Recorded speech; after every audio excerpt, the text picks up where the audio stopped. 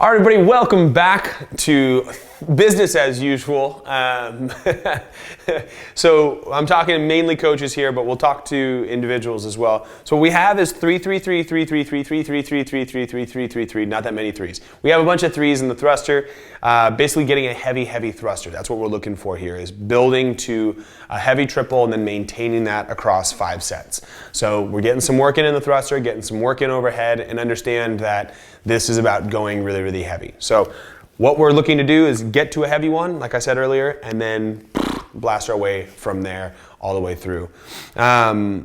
Mechanics in this, it's going to be one of those things where if you go down too fast, it's not going to work out. You're going to want to control the descent, and as we're coming out of the hole, that's where we get explosive and aggressive. It's also looking at where we shift our weight in our foot. If passing back through that middle section, we shift the ball, the feet, or the toes, we end up in not the greatest of places. So we want to be back in those heels, we want to keep those knees out, same mechanics that we would use for a normal front squat, but now we're adding some momentum once we get past that like sticking point in the bottom more than anything else. But again, control the descent. It's the turnover and the up that's going to be the more aggressive component of this, and especially the top quarter of the movement where we thrust the weight over overhead.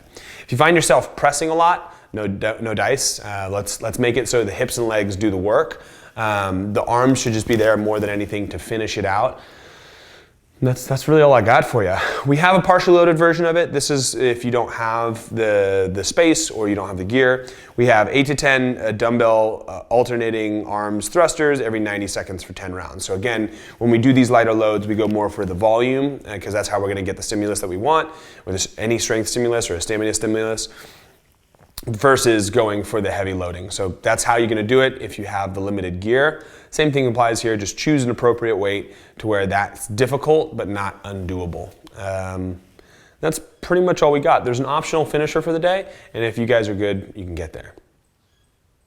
All right, coaches, jumping back into this version of it. So coaches, the thing to look out for on this day is just too fast in the descent, like I said in the other one. And the other thing is going to be when they're pressing. So on a thruster, a lot of times people will press forward or they'll press too soon.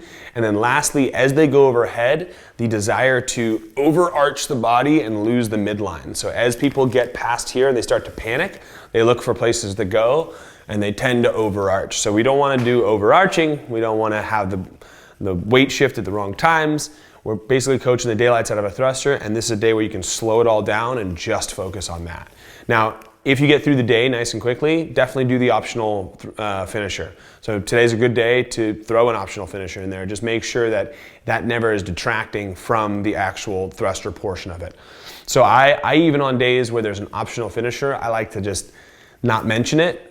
And then when I get there, then I make them, hey, by the way, guys, I know you're looking at the clock and it says we got 20 minutes to go. That's because we have an optional finisher. Rather than, guys, we're gonna get an optional finisher after this. This is what it's gonna be. Make sure you focus on this. Just that way they don't distract themselves with that. I like throwing it in there at the end, surprise style. Other than that, welcome back to all this, guys. I'm pumped to be back in this space with ya. Enjoy the day.